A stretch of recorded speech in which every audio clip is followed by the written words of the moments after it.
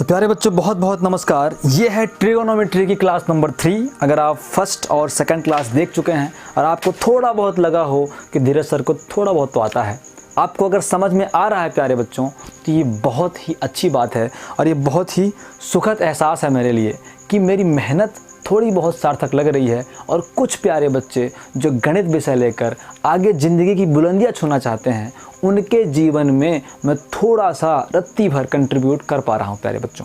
तो प्यारे बच्चों, पिछले वीडियो में हमने दो सिस्टम पढ़े थे। एक पढ़ा था इंग्लिश सिस्टम, जहां मैंने डिग्री वगैरह बताई थी, और एक पढ़ा था फ्रेंच सिस्टम, जहां हमने ग्रेड्स वगैरह बताया था।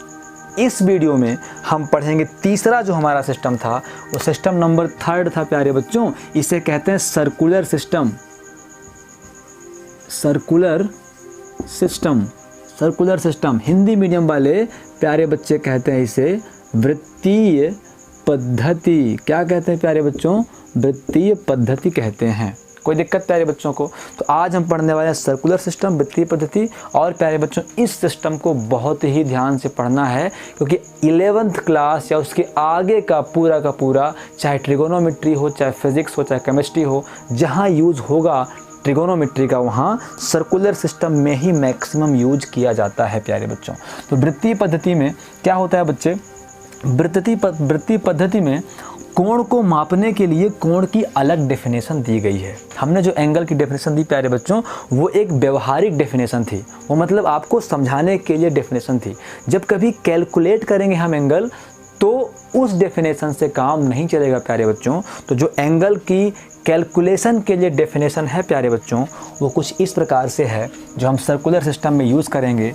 प्यारे बच्चों, आपको पता है कि अगर कोई एक्सिस है, सपोज़ करते हैं ये एक्सिस है हमारा, एक फिक्स एक्सिस है प्यारे बच्चों, जो यहाँ पे पड़ा हुआ है। इसके ऊपर एक घूमने वाला एक्सिस है। जब ये प्यारे बच्चों घूम के यहाँ पे रुक जाएगा, तो जब मैं इस लाइन को ज्वाइन कर दूंगा, तो कुल मिला के क्या बन जाएगा बच्चे? एंगल बन जाएगा। क्या बन जाएगा बच्चे? एंगल बन जाएगा। एंगल को हिंदी में कोण कहते हैं। समझे प्यारे बच्चे? हमारे पास दो एक्सिस थे, एक फिक्स एक्सिस था, एक उसके ऊपर घूमने वाला एक्सिस था। जब घूमने वाला एक्सिस घूम के यहाँ गया और यहाँ पहुँच गया, तो इस तरीके से ये एक कोण बन गया। तो प्यारे बच्चों, आपको पता है कि ये होगी त्रिज्या, रेडियस। रेडियस है प्यारे बच्चे कि नहीं है? रेडियस ही तो है। ये घूम के क्या बना रहा है? सर्कल तो बना रहा है। तो सर्कल में इसे क्या बोलते हैं? रेडियस बोलते हैं। तो प्यारे बच्चों, ये भी क्या होगा? ये भी हमारा क्या होगा बच्चे? आर होगा। कोई दिक्कत प्यारे बच्चों को? और ये जो हमारा गोल वाला हिस्सा है, ये जो कर्व है बच्चे, ये जो वक्र कहते हैं हिंदी में, ये जो घूमने वाला हिस्सा है, जो सीधा नहीं है, जो कुछ ऐसा है, इसे प्यारे बच्चों क्या कहते हैं? इसे कहते हैं, हिंदी में कहते हैं चाप। क्या कहते हैं बच्चे? चाप। और इंग्लिश में कहते हैं आर्क, ARC। और इस आर को प्यारे बच्चों, इस आर को, जिसे हम क्या कहते हैं बच्चे? जिसे हम लेंथ L लेते हैं, इस चाप को हिंदी में चाप कहते हैं, इंग्लिश में ARC कहते हैं। और ये जो हमारा रेडियस R है प्यारे बच्चों, इसे क्या बोलते हैं? रेडियस बोलते हैं, RADIOUS। और हिंदी में इसे वृत्त की त्रिज्या कहते हैं। कोई दिक्कत प्यारे बच्चों को? तो इस तरीके से जो हमारा रेडियस होता है उसे मैंने R ले लिया है, और जो गोल वाला हिस्सा है उसे चाप कहते हैं, आर्क कहते हैं। इस आर्क को मैंने L ले लिया है।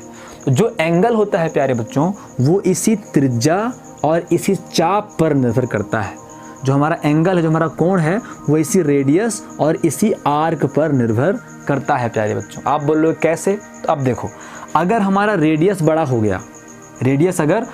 गया, और चाप छोटा रहा बच्चे, तो एंगल क्या बनेगा? एंगल छोटा बनेगा। और प्यारे बच्चों, अगर हमारा रेडियस छोटा है, चाप बड़ा हो गया, तो एंगल क्या बच्चे? बहुत बड़ा एंगल बनेगा। आई बात समझ में? तो कुल मिला के जो एंगल बनता है, उसमें रेडियस और आर्क, त्रिज्या और चाप का बहुत बड़ा रोल है प्यारे बच्चों। क्यों? क्योंकि जो ये हमारा एक्सिस है, ये घूमने वाला एक्सिस है ना, ये तो हमारी त्रिज्या हो गई, लेकिन इसका ये वाला छोर कितना सफ़र तय करेगा, वो इसका चाप, आर्क बताएगा प्यारे बच्चों। तो इस तरीके से जो हमारा कोण होता है बच्चे, पहले मैं हिंदी में लिखता हूँ। जो हमारा कोण होता है प्यारे बच्चों, कोण होता है चाप बटे त्रिज्या। क्या होता है बच्चे? चाप बटे त्रिज्या। इसका मतलब मैं ये कहना चाहता हूँ बच्चों कि जो हमारा एंगल होता है वो होता है आर्क अपॉन रेडियस। क्या होता है प्यारे बच्चों? आर्क अपॉन रेडियस होता है। तो अगर हमने एंगल को थीटा लिया है प्यारे बच्चों, कोण अगर थीटा है, आर्क क्या लिया मैंने बच्चे? एल लिया है, और रेडियस क्या है बच्चे? आर। तो theta is equal to L upon R. इस तरीके से हमें कोण मापना है, इस तरीके से हमें कोण मेज़र करना है प्यारे बच्चों। तो कुल मिला के हमने क्या देखा कि सर्कुलर सिस्टम में एंगल मेज़र करने के लिए एंगल का फार्मूला होता है angle is equal to arc upon radius. Hindi में बोलेंगे कोण बराबर चाप बटे त्रिज्या। चाप या फिर आर्क एल था तो एल कर दिया, आप यही कर सकते हो। एल अपॉन रेडियस क्या थी बच्चे? आर।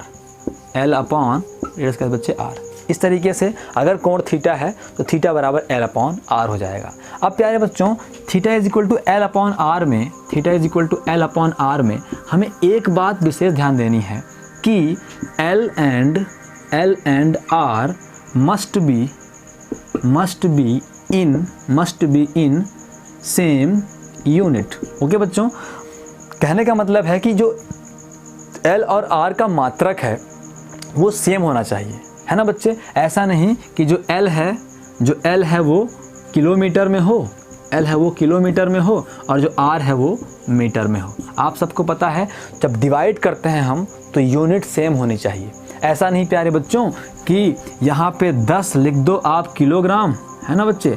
10 किलोग्राम लिख दो, अपॉन में लिख दो 5 किलोमीटर।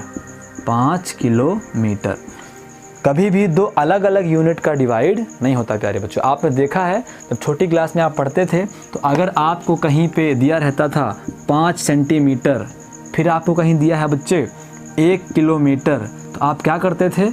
या तो आप सेंटीमीटर को किलोमीटर में बदलते थे या तो किलोमीटर को सेंटीमीटर में बदलते थे। मतलब यूनिट हमेशा सेम लेनी होती है। तो ठीक इसी प्रकार से हमने क्या पढ़ा कि वृत्तीय पद्धति में जो कोण का मेजरमेंट करते हैं, जो कोण को मापते हैं, वो कोण बराबर चाप बटे त्रिज्या से मापते हैं, क्योंकि कोई कोण बनता है रेडियस और चाप पर ही डिपेंड रहता है। ये आर है और ये एल है बच्चे। तो कोण थीटा इज इक्वल टू क्या हो जाएगा? चाप बटे त्रिज्या, मतलब एल अपॉन आर। ध्यान देना है कि एल और आर का जो यूनिट है बच्चे वो सेम होना चाहिए। आई बात समझ प्यारे बच्चों? ये पहली चीज़ ध्यान देने वाली बात थी। और उसके बाद प्यारे बच्चों एक बात और बताएं, तो सर्कुलर सिस्टम में कोण मिलता है एल अपॉन आर, जो कोण मिलता है वो मापा जाता है बच्चे रेडियन में। किसमें? रेडियन में। और रेडियन को सी से दर्शाते हैं।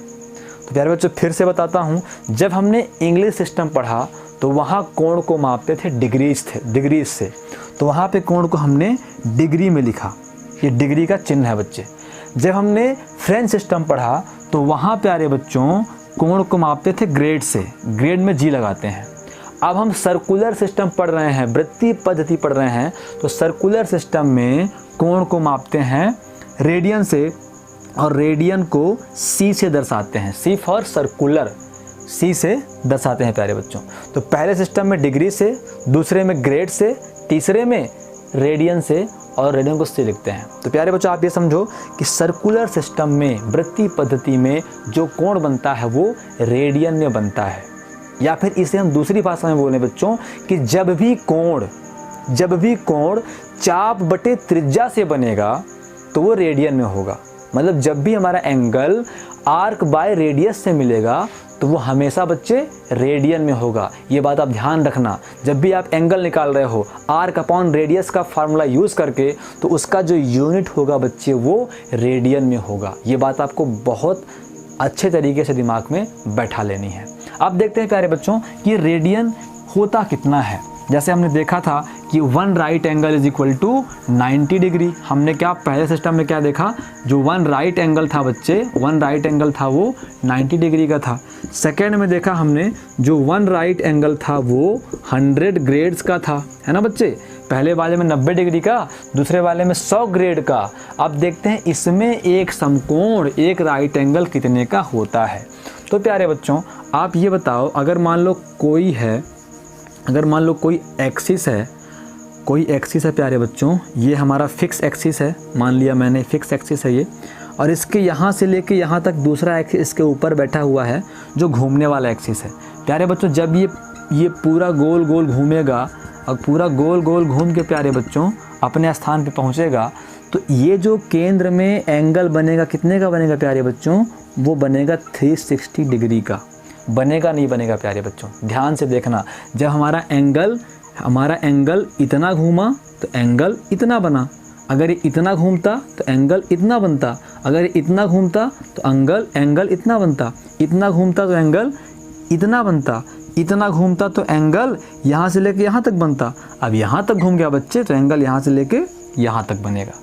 तो इस तरीके से जो सेंटर में एंगल ट्रेस आउट हुआ बच्चे, जो केंद्र में कोण बना, वो पूरे एक चक्कर में 360 डिग्री का बना प्यारे बच्चों। कोई दिक्कत प्यारे बच्चों? अब बताओ मुझे आप, जब हमारा एंगल इतना बनता है बच्चे, इतना बनता है, तो ये त्रिज्या होती है ना बच्चे, ये त्रिज्या r होती है। और ये क्या होता है बच्चे, ये होता है चाप। चाप मतलब आर्क, है ना बच्चे, आर्क, चाप मतलब आर्क। अगर एंगल यहाँ तक बना होता बच्चे तो कोण यहाँ तक होता, आर्क यहाँ तक होता, है ना। ये पूरा क्या होता बच्चे, आर्क होता, है ना, चाप होता। अगर एंगल यहाँ तक बनता तो एंगल यहाँ तक होता और चाप यहाँ तक होता। अब जब एंगल पूरा बना है बच्चे तो आर्क ये पूरा है, पूरा एक राउंड क्या है बच्चे, ये पूरा एक राउंड क्या है बच्चे, ये पूरा एक राउंड आर कहलाएगा, चाप कहलाएगा प्यारे बच्चों। तो अगर यहाँ से लेके यहाँ तक त्रिज्या आर है प्यारे बच्चों, तो ये पूरा आर्क, ये पूरा एक राउंड उसका आर्क होगा।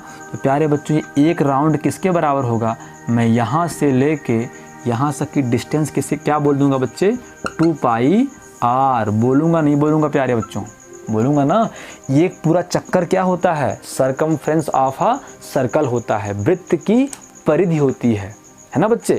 वृत्त का पूरा एक चक्कर क्या कहलाता है, वृत्त की परिधि कहलाती है। और अगर त्रिज्या आर हो तो इस परिधि की लंबाई, इस इन किनारों की लंबाई 2 पाई आर होती है। If radius is r then length of circumference, या फिर बोले circumference of a circle is 2 pi r. तो यहाँ से लेके यहाँ तक की पूरी लंबाई क्या हो गई बच्चे, 2 पाई आर हो गई। लंबाई क्या होती है, चाप होता है, आर्क होता है। मतलब आर्क क्या मिला यहाँ पे, आर्क मिला 2 पाई आर, रेडियस है आर, और एंगल क्या मिल गया बच्चे, 360 डिग्री मिल गया। तो हम यहाँ बोलेंगे सिंस, मैं हिंदी में लिख रहा हूँ बच्चे, इंग्लिश मीडियम वाले बच्चे समझ जाएंगे। सिंस कोण क्या बोलते हैं, ANGLE, कोण बराबर चाप बटे त्रिज्या। क्या प्यारे बच्चों, चाप बटे त्रिज्या। चाप क्या होता है बच्चे, आर्क होता है। त्रिज्या क्या होती है बच्चे, रेडियस होता है बच्चों। तो एंगल कितना है बच्चे, एंगल वैसे थीटा होता है प्यारे बच्चों। आर्क क्या होता है, L होता है। लेकिन यहाँ पे एंगल कितना बना है बच्चे, एंगल बना है 360 डिग्री, तो मैं यहाँ 360 डिग्री लिख दूंगा बच्चे। चाप क्या है, चाप वृत्त की परिधि है। एक बार मैं लिखता हूँ बच्चों, या फिर चलो यहाँ मैं एक बार करता हूँ, थीटा करता हूँ, कोण थीटा। चाप क्या है, वृत्त की परिधि हो गया चाप, वृत्त की परिधि। सरकमफ्रेंस ऑफ अ सर्कल ही तो इस बार चाप हो गया पूरे एक राउंड में, वृत्त की परिधि। और त्रिज्या प्यारे बच्चों, रेडियस क्या ली गई है, आर लिया गया है। अब प्यारे बच्चे जानते हैं कि थीटा इज इक्वल टू यहाँ पे क्या है, कितना कोण बना है, 360 डिग्री का कोण बना है प्यारे बच्चों। वृत्त की परिधि कितनी होती है बच्चे, अगर त्रिज्या r है तो परिधि 2 pi r। If radius is r then circumference of a circle is 2 pi r upon r। r and r gets cancel, r से r कैंसिल हुआ प्यारे बच्चों। तो अब अगर देखा जाए तो 360 डिग्री इज इक्वल टू कितना बचा प्यारे बच्चों, 2 पाई बचा कि नहीं बचा प्यारे बच्चों। अब मैं इसको मिटाता हूँ, आप लोग वीडियो को पॉज करके या पीछे करके अपने नोट्स में लिख लिया करो बच्चे, नोट्स कंप्लीट तरीके से बनाना। तो प्यारे बच्चों इसे मैं 2 pi is equal to 360 degree कर सकता हूँ। तो pi is equal to 360 degree upon 360 degree upon 2, तो बन जाएगा बच्चे 180 डिग्री। तो मतलब pi is equal to 180 degree. Pi क्या है बच्चे, पाई तो रेडियन वाला है, हम बोल सकते हैं कि पाई रेडियन में 180 डिग्री होते हैं प्यारे बच्चों। आप सिंपल भाषा में बोलोगे कि पाई इज इक्वल टू क्या होता है प्यारे बच्चों, 180 होता है। कोई दिक्कत प्यारे बच्चों को? तो इस तरीके से अगर आपसे कोई कहता है, मैंने देखा है कि बहुत सारे बच्चे मुझे मिलते हैं जिन्हें सिर्फ ये पता होता है कि पाई इज़ इक्वल टू 180 डिग्री। मैं ये चाहता हूँ कि मेरे प्यारे बच्चे ये भी जानें कि पाई इज़ इक्वल टू 180 डिग्री क्यों होता है। तो अब मेरे हिसाब से ये प्यारे बच्चे सॉल्व कर सकते हैं। कोई उनसे पूछे तो सीधे बोले बच्चे कि कोण बनता है, कोण बराबर होता है चाप बटे त्रिज्या। Angle is equal to arc upon radius. तो जब मैं एक कंप्लीट एंगल बनाऊंगा तो कोण बनेगा 360 डिग्री, तो कोण के स्थान पे 360 डिग्री। और अगर त्रिज्या r है तो ये चाप ये कहलाएगा, एक राउंड चाप कहलाएगा, और एक राउंड वृत्त की परिधि कहलाती है। तो वृत्त की परिधि क्या होगी बच्चे? 2 पाई r होगी, और 2 pi r upon r cancel हो गया, तो 2 पाई किसके बराबर हो गया? वैसे तो एक बार 360 बराबर होगा 2 पाई के, तो मैं ऐसा भी कर सकता हूँ 2 पाई 360 के बराबर होगा, तो पाई इज इक्वल टू 360 बटे 2, तो 180 बार जाएगा, तो पाई इज इक्वल टू 180। तो आप लोग झट से बता दोगे कि क्यों pi is equal to 180 degree होता है। तो प्यारे बच्चों, अगर आप यहाँ तक वीडियो देखते आए हो तो कमेंट बॉक्स पे ज़रूर कमेंट करो कि सर मुझे समझ में आ गया है कि क्यों pi is equal to 180 degree होता है। तो प्यारे बच्चों, ये वीडियो इतना ही। वीडियो बहुत लंबे होते हैं तो हमारे प्यारे बच्चों का मनोबल गिरता है।